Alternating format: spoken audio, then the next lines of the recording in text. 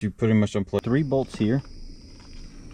They're behind some little plastic caps. You just pop them off. There's 3 bolts. So up under here, there's 2 10mm. So there's these 2 10mm.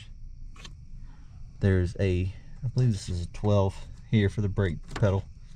Now on stock manuals, I don't know what it'll be in here because I have this bracket that's built. I made that bracket in like 30 minutes. I was late to a family dinner and my pedal was all floppy because this is actually an automatic car, but I put a manual in it.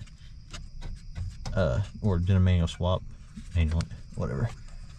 So I actually have, there's a 10 here and a 10 there for this bracket I made, but I'm pretty sure it's supposed to be like a 12 you can pop out over there.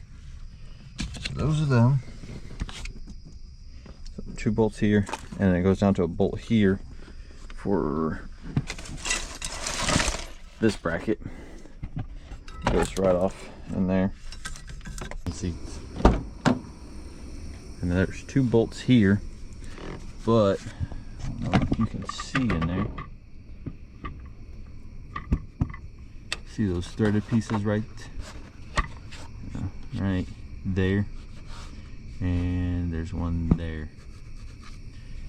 They're threaded, so when you take these bolts out, they should thread back in.